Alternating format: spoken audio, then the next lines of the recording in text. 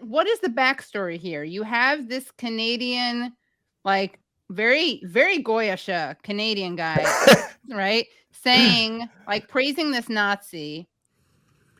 We have here in the chamber today Ukrainian Canadian world veteran from the Second World War who fought the Ukrainian independence against the Russians and continues to support the troops today, even at his age of 98.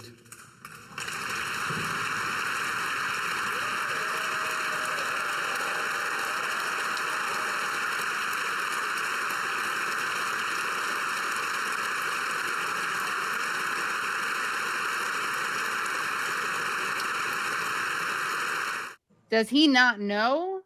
No. Does he know, but he thinks it's politically expedient? Like, what happens here? How did this happen? Okay, you tell me, Lev, what you think. I doubt that he knew he was an actual Nazi. He's probably just told there's a guy from the 1st Ukrainian Division. He's told the revisionist history. Yeah. And to ask questions in that world, or anybody or staffers to ask, wait a minute, doesn't that sound strange? Would mark you as somebody who is susceptible to Russian disinformation. So you would, I mean, if you're already at that level, you would know to keep your mouth shut and trust that whoever's doing it knows what they're doing and what they're talking about. So nobody could even mention it, right? And it had never been a problem before. I mean, at the highest levels, Canadian sort of the political world and sort of the media world would completely close the ranks to protect anyone who was accused. I mean, of course, Chrystia Freeland being the prime example. I was going to say, please, can you talk about her? Yeah, well, people don't know who she is. So she's she's a deputy prime minister. She's a deputy prime minister. I mean, yeah, I guess that's what she is now. I kind of stopped following her for a while, but I guess she's in that role still. I mean, she's one of the, most recognizable internationally Canadian politicians, basically groomed for a top leadership role. I mean, she started out as actually a journalist in the Financial Times, actually covering Russia in the 90s. Yeah. She comes from a very, very prominent Ukrainian family that, as some actually Ukrainians found out, have some pretty serious Nazi collaborators in their closet. I mean, her grandfather basically was a Nazi collaborator who ran a newspaper if I recall correctly, actually ran on the printing press of a newspaper that was seized from a Jewish owner. Lived in, killed. I think, killed, and lived in, I think, the apartment of this murdered Jewish family, and was. But he was run by German intelligence out of Krakow. He ran as a propaganda division. Yeah, he was a propagandist for the Nazis and the Holocaust. And you can read his papers excerpts about, we must exterminate, the Jews. And this is Chrystia Freeland's grandfather. And it's been called the feel-good story of the year by the Ukrainian, by the certain aspects of the diaspora. And she had, I mean, you could say, well, the sins of the grandparents and the parents. But the thing is, she had constantly referred to her grandparents, including her grandfather, as influences on her, as part of her political identity. Her whole political identity is her Ukrainianness, and she's been the front lead of Canadian sort of Ukraine-Russia policy, which has been the most hawkish, which has generally been a lot more hawkish until Biden than the Americans, than either Obama or Trump, and so she kind of embodies that. So and for her, this is. Go ahead, Yasha. Sorry, and she embodied that, and not only that, in her actual domestic politics, and she was constantly meets with and promotes these sort of whitewashed fascist exile groups, Ukrainian exile groups that live in Ukraine, that have created this totally revised, bland history of their movements, and the exact same groups and lobby groups, Ukrainian lobby groups, that basically have put this SS pensioner up on a pedestal. It's because of them. And so she's part of that community. It's not like she was someone who, she's just a private person, a private individual who, had, who it's not, there's nothing wrong with having, someone in your family who did bad things. We probably all have that in our family trees. That's not a crime, but she embodied his politics in the modern day. And I mean, I mean, to the point where like actually it's her own family member that actually wrote about this in an academic journal that was sort of no one noticed. Her uncle is a pretty prominent academic and a historian. She knew, actually. She knew and suppressed it. Yes, he got the information from her. Yes, exactly. Not only she suppressed it, she presented her. This is the part that got me. She presented her grandfather as a war victim. Okay. Yes. And to me, I mean, on Holocaust Remembrance and others, I'm not quoting her here, but basically she was, this war impacted me so much with my grandfather, who was a war victim. I mean, he was a war victim in the sense that if he didn't run from Poland, he would have been hanged up from the nearest tree, And to me, it's almost like it's that is sick. Yes. Because it's like it's like Harvey Weinstein's cousin. It's like Harvey Weinstein's cousin going, you know what? The Me Too movement, the rape has really just impacted my family so much. I'm the victim. Destroyed my family. It destroyed my family, and then you find out that it's because his cousin is Harvey Weinstein. It's sickening. Like, it wasn't enough for her to. She had to celebrate it. That was the point. She had to. She had to appropriate.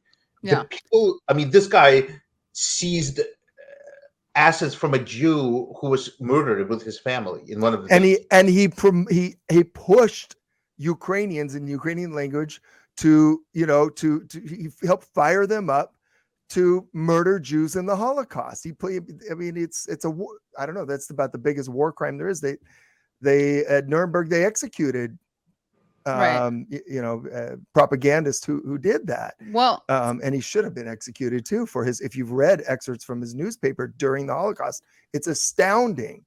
And she, when it was first revealed, she said this is a Russian disinformation. Yeah, she lied. She just lied. So she knew all along. She knew for years, and she knew when it came out that it was true, and said this is Russian disinformation. And so that's nasty. Imagine it happening in another country. I mean, that would be crazy. We actually have some footage of her nodding because there's a clip. So what happened is the speaker resigned over this because he praised a Nazi. Then we can see Justin Trudeau, the Prime Minister of Canada, his pathetic reaction. But I thought, since we're talking about Freeland, that we should look at her. She basically nods along as what we're about to see in this clip is that the Liberal Party of Canada, the House leader, Karina Gould, sought unanimous consent to strike the speaker's comments about Yaroslav Hunka, that's a Nazi, from the record.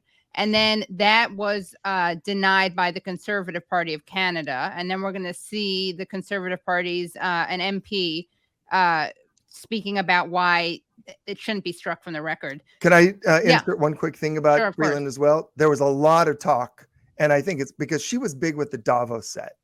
Before she got into politics, in between the Financial Times and her journalism career, and then when she became like a top liberal MP, she was always I think she wrote about it all the time, the Davos world.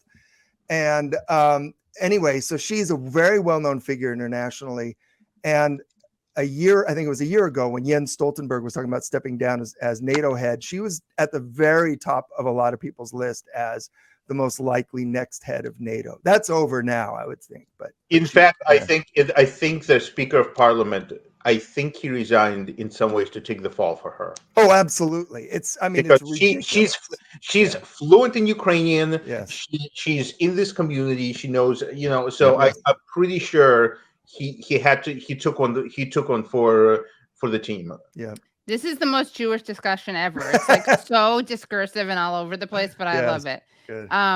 So let's watch a clip of what I just described happening with the attempt to strike these comments from the record. To ask for unanimous consent to adopt the following motion. That notwithstanding. So that's Freeland, the woman sitting down to her right. Okay. And you're going to see her nodding along. Any standing order, special order, or usual practice of the House, the recognition made by the Speaker of the House of an individual present in the galleries during the joint address to Parliament by His Excellency Volodymyr Zelensky be struck from the appendix of the House of Commons debates of Thursday, September 21st, 2023, and from any House multimedia recording. Thank you, Mr. Speaker. Nodding. Oh, yes, the Honourable. I guess we have to go to the, we'll ask about unanimous consent, then go to it. All those opposed to the Honourable Ministers moving the motion will please say nay. We don't have unanimous consent. To explain our rationale. It goes without saying that those who do not learn from history are doomed to repeat it. What happened on Friday was shameful and brought embarrassment to this chamber. It was an ugly reminder of what survivors of the Holocaust know too well, that we must never forget. Deleting the text of the Speaker's words from Hansard's would have... I'm going to have to interrupt. Okay, so that's all we need to show, because it's like a technical thing about how it's not the time for debate, whatever. But that's Marty Moran's, I guess. Does the Canadian Parliament usually get that? That sounds a little bit more excited than you ever hear Canadians. Canadians are usually like, I know. You know, it's pretty bonus. They're almost like English. Yeah. Yeah. If you get excited about the Nazis, yeah. Yes. It gets all excited in there. Yeah. Well, I have some theories on that too, but we can talk about it later. Yeah. Just one thing I want to point out: there's been three key silences, and as of a couple of hours ago. Asov. Oh, Thank you. I did not see that coming either. Oh. Yeah. I didn't either. I was just in the moment. Yeah. It's pretty good. 1, Freeland said nothing. Yep. 2, Zelensky said nothing. Yep. He lost people in the Holocaust, so he probably is just too stunned to this point to he said nothing. And 3, the head of Canada's armed forces, the head of all of Canada's, like the Joint Chief of Staff plus other things, the way they have it, who was 3 people away from this Nazi and who was enthusiastically clapping, he has said nothing. And when they contacted the department, they said, they referred me to talk to the Speaker Bureau. Then I contacted Canada's largest veterans organization. And again, Canada lost 45,000 people. Initially, they just told me to refer back to the speaker comment. I'm like, and I was just like, at one point, I was just like, I'm sorry, like, did you, I emailed back to them. I'm like, the head of the armed forces just praised a Nazi, and your organization has nothing to say. At one point, I was just like, I thought it was like the Veterans Affairs Department. I was like, you're not a government organization, right? You're like a separate, like you have free will and stuff, right?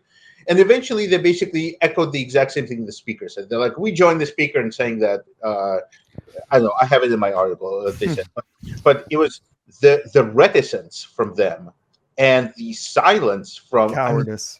I mean, just and the silence from the commander of the forces. I keep I contact these about you. I'm like, you have nothing to add, really? Like, you have really nothing to add. There is a clip.